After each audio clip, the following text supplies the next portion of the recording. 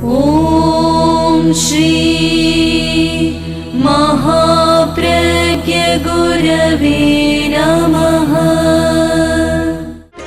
जिसके सांसों में रहता है शाश्वत शांति का स्पंदन, उस महाप्रज्ञ को वंदन, उस महाप्रज्ञ को वंदन। सत्य अहिंसा अनेकांत को अर्पित जिसका तन मन, उस महाप्रज्ञ को वंदन, उस महाप्रज्ञ को वंदन। जिसके सांसों में रहता है शाश्वत शांति का स्पंदन, उस महाप्रज्ञ को वंदन, उस महाप्रज्ञ को वंदन।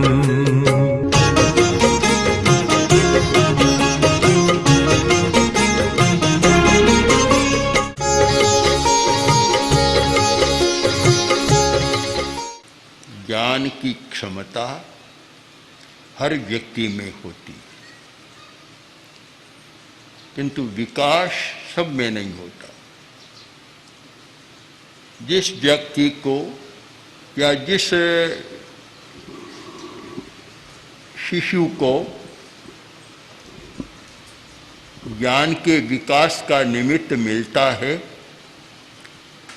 वह ज्ञान का अर्जन कर लेता है, और जिसको निमित्त नहीं मिलता उसका ज्ञान भीतर का भीतर रह जाता है। हम ये न माने कि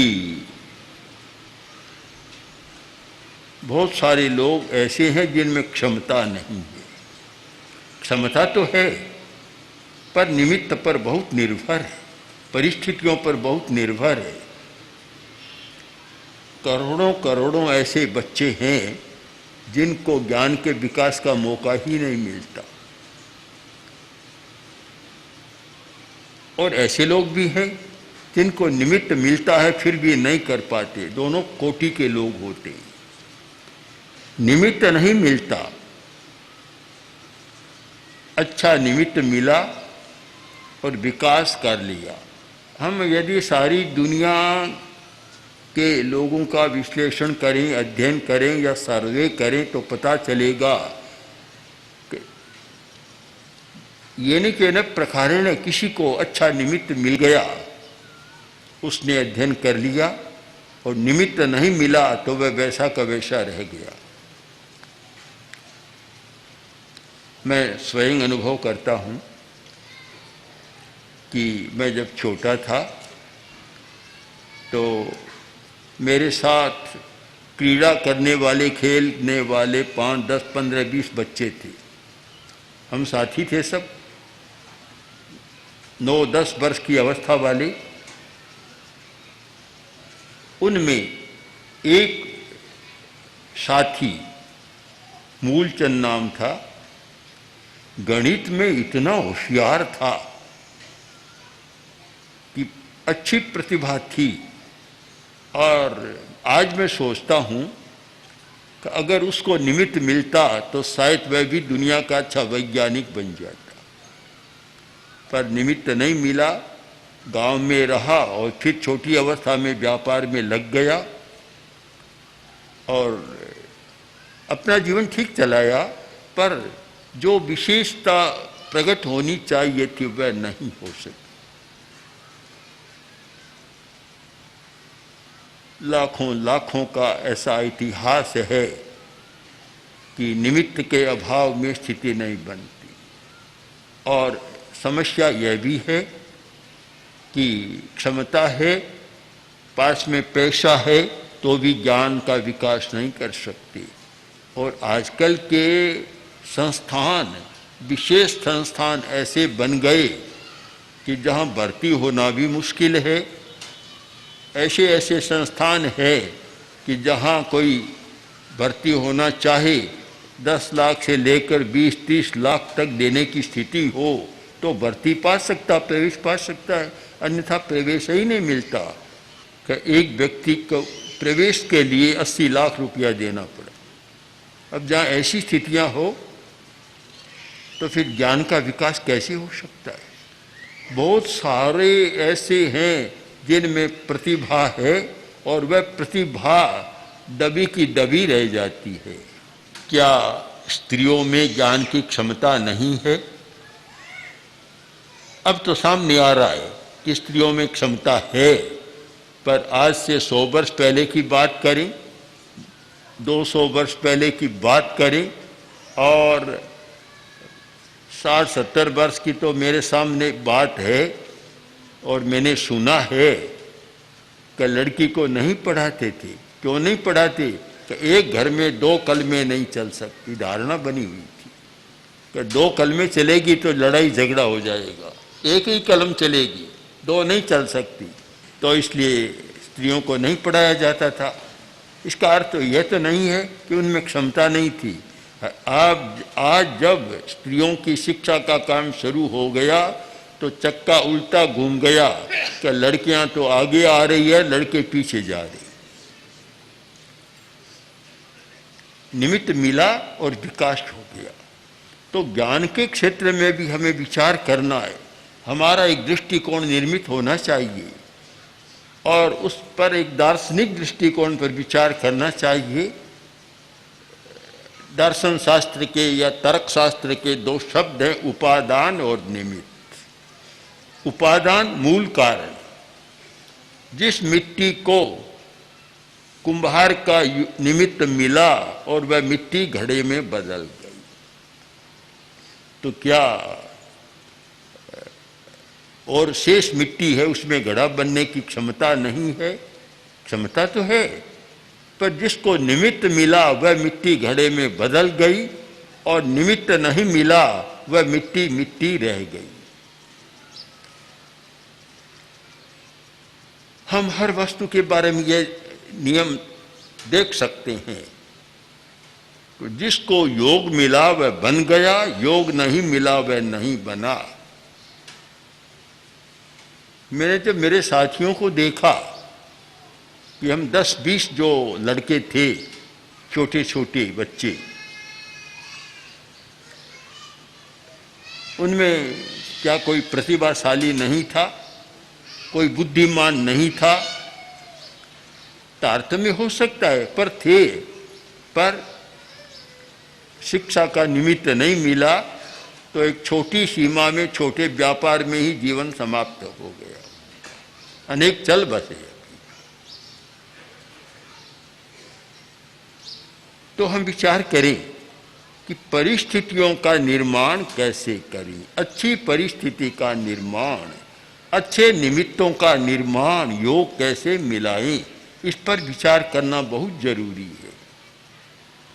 क्षमता है, अर्हता है, वह उपादान है, किंतु कर्म शास्त्र का एक नियम है कि जब तक निमित्त नहीं मिलता तो कर्म भी अपना विपाक नहीं दे सकता, प्रदेशोदय में रह जाता है, विपाक नहीं दे सकता। विपाक कब होता है? जब निमित्त मिल जाती है, तब वह विपाक रूप में अपना फल देता है, और निमित्त नहीं मिलता तो बस प्रदेशोदय यानी निष्क्रिय होकर और अपना काम कर चला जाता है। तो हमें ज्ञान के संबंध में विचार करते समय निमित्तों पर बहुत विचार करना चाहिए। निमित्त का अर्थ तो समझ में आ गया बहुत सरलता के साथ कि गेहूं है और गेहूं की रोटी बनती है। गेहूं में रोटी के रूप में बदलने की क्षमता है कि रोटी बन सकती है, किंतु कब बनेगी? कि निमित्त मिलता है चाकी का तो गेहूं का आटा बन जाता है, फिर निमित्त मिलता है बनाने वाले का तो आटा फल का बन जाता है, रोटी बन जाती है। हमारी स्थिति क्या है कि हम कच्चे माल को पक्का बनाना बहुत कम जानते, ज्ञान के क्षेत्र में बहुत कम जानते।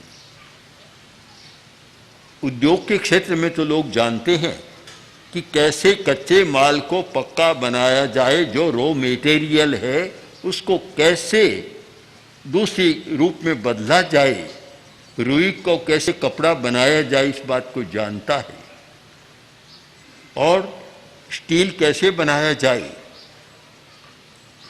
दवा कैसे बनाई जाए, इन बातों को जानते हैं। किंतु धर्म के क्षेत्र में या ज्ञान के क्षेत्र में तो ऐसा लगता है कि कच्चे माल को पक्का बनाना बहुत कम लोग जानते हैं, कच्चा का कच्चा रह जाता है। ज्ञान के साथ चरित्र होना चाहिए, और वह इसलिए नहीं हो रहा है कि कच्चे माल को पक्का नहीं बनाया जाता। और जब तक कच्चा माल पक्का नहीं बनता उसका उपयोग नहीं होता। अब तपस्या एक साधन है कि जिसके द्वारा बहुत विकास किया जा सकता है, पर वह पक्का बनाने की विधि जाने तब हो सकता है, नहीं तो भूख को तो सहन कर लेते हैं, बहुत बड़ी बात है, पर जो तपस्या से मिलना चाहिए वह तब तक नहीं मिलता। एक सुंदर कहानी है इस विषय में। एक भाई अपनी बहन के घर गया, कोई भोज का प्रसंग था इसलिए दूसरे गांव से आया था, और जो भोजन करने वाले लोग थे और जो मुख्य लोग थे उनकी एक अलग पंक्ति बन गई। साधारण लोगों के लिए अलग भोज चल रहा था, तो 150 लोग एक पंक्ति में बैठकर भोजन कर रहे थे।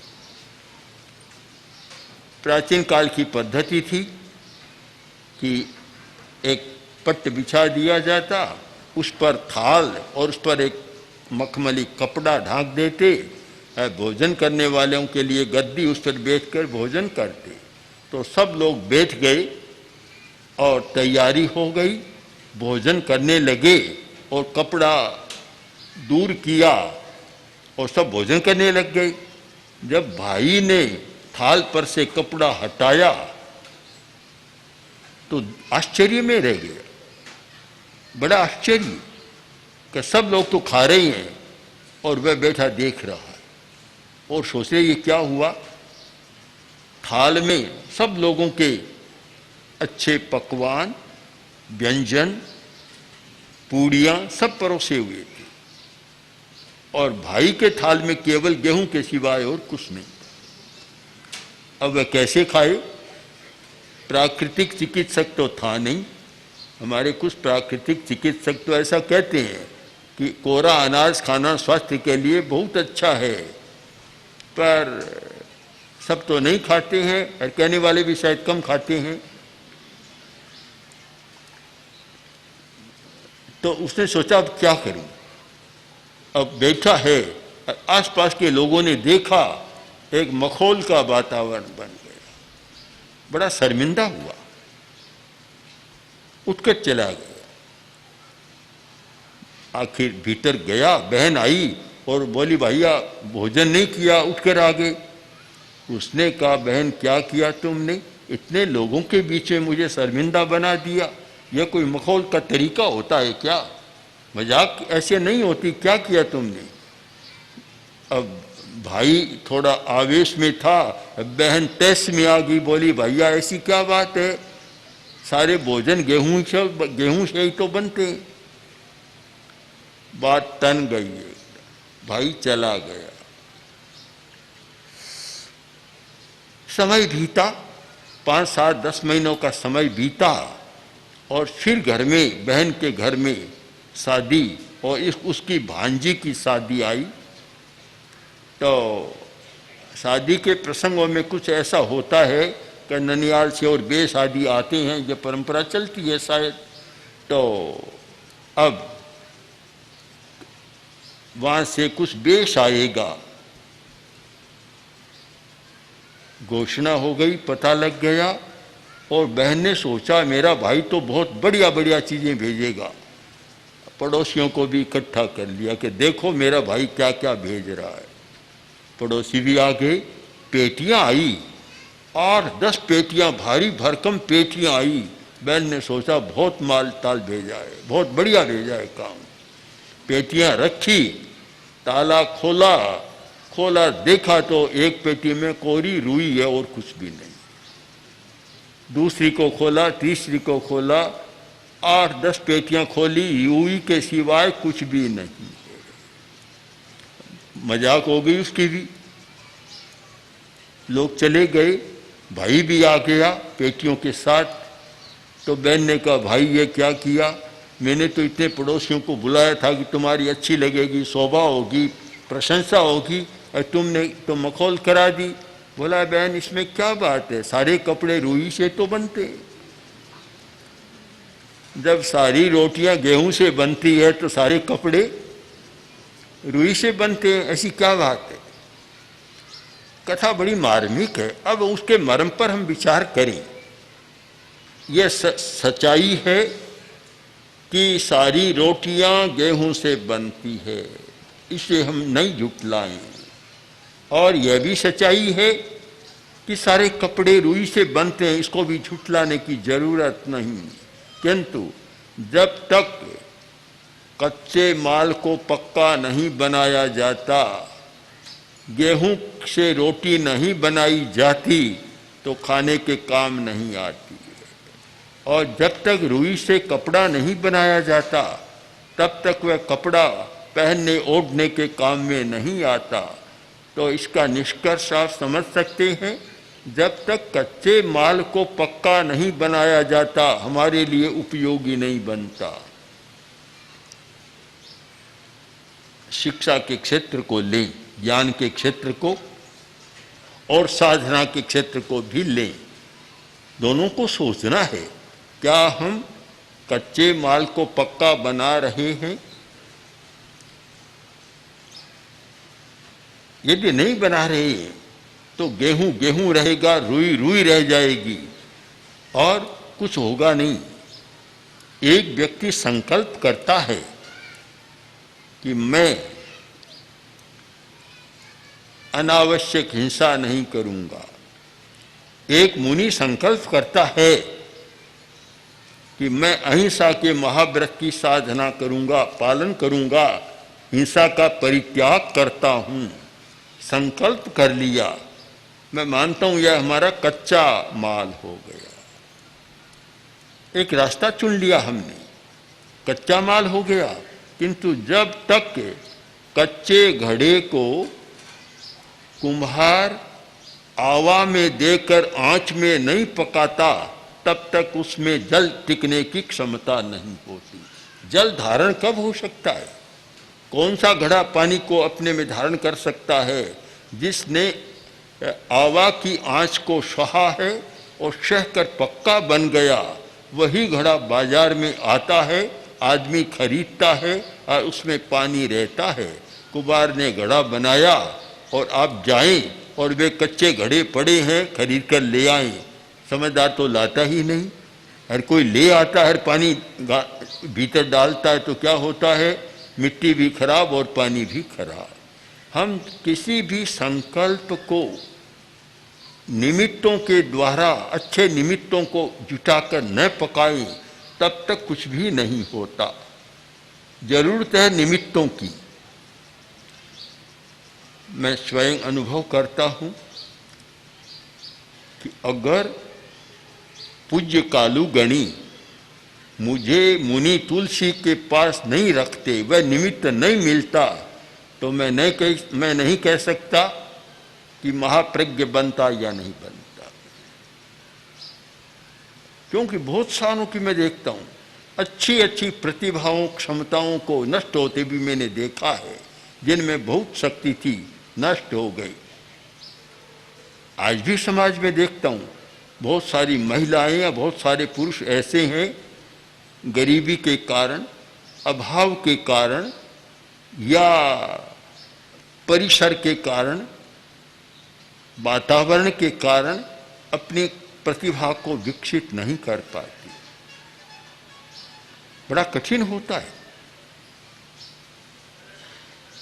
और निमित्त मिलता है तो वे बहुत बड़ा विकास कर लेते हैं।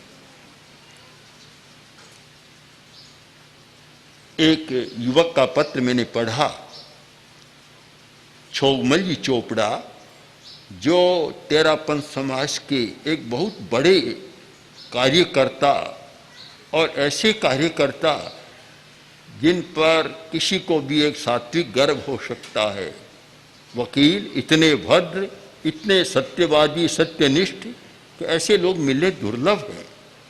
और इतनी प्रतिष्ठा कि न्यायालय में भी जाकर खड़े होते, वे जो कहते, न्यायाधीश भी सोचता कि चौगमल बाबू कह रहा है तो फिर सही बात है। इतनी प्रतिष्ठा थी। उन्होंने एक मेवाड़ के विद्यार्थी को, जो गरीब अवस्था में था, पढ़ने की स्थिति नहीं थी, तो छात्रवृत्ति की व्यवस्था कर।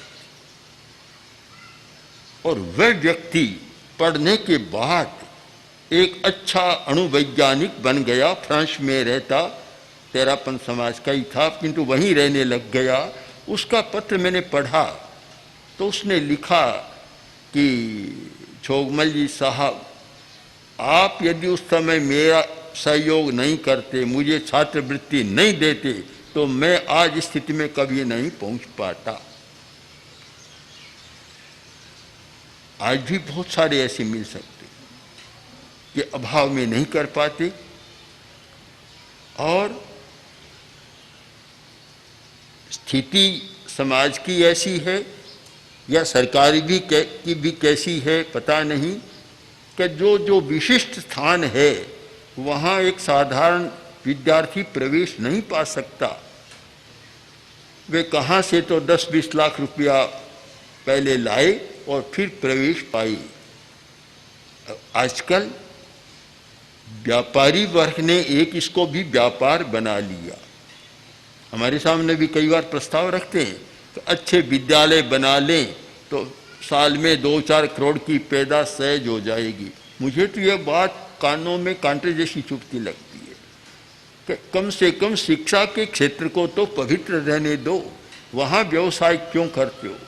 व्यावसायिक बुद्धि व्यापारी में होती है, हर जगह व्यावसायिक बुद्धि से काम लेता है, पर ये ज्ञान का क्षेत्र, शिक्षा का क्षेत्र इतना पवित्र क्षेत्र है जहाँ केवल ज्ञान दान की बात होनी चाहिए। और वहाँ भी एक कारखाना खोल दे, फैक्ट्री बना दे, विद्यालय को भी एक फैक्ट्री बना दे कि बड़ा विद्यालय खोलो और पैसा कमाओ।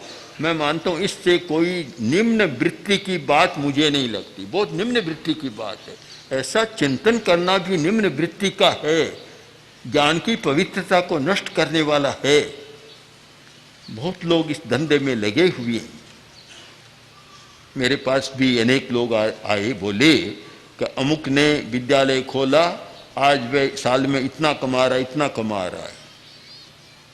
तो मैंने कहा कि हिंसा को बढ़ाने का एक साधन और बना दिया। एक विद्यालय खोला, पैसा कमाना शुरू किया, तो हिंसा के जितने निमित्त हैं एक निमित्त और बना दिया। और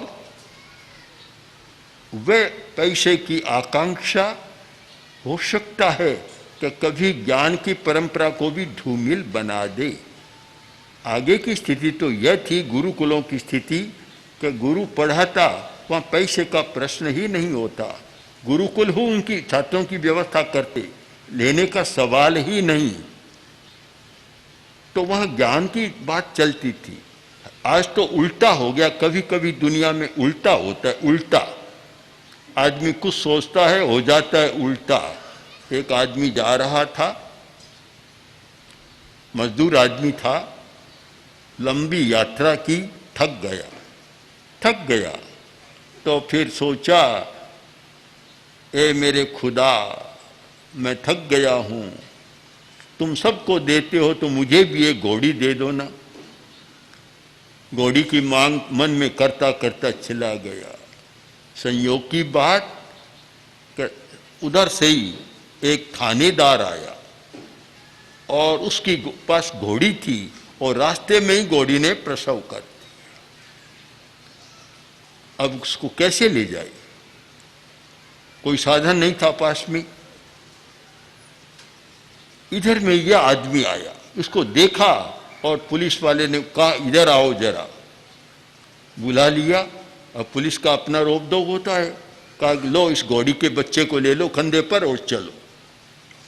अब बेचारे ने उठा लिया, चल रहा है अब चलता चलता बोल रहा, ए मेरे खुदा, ये क्या किया, मैंने मांगा था नीचे, दे दिया तुमने ऊपर। उल्टा हो जाता है, कभी कभी उल्टा हो जाता है। आदमी कुछ सोचता है, कुछ मांगता है, कुछ हो जाता है, एकदम उल्टा हो जाता है।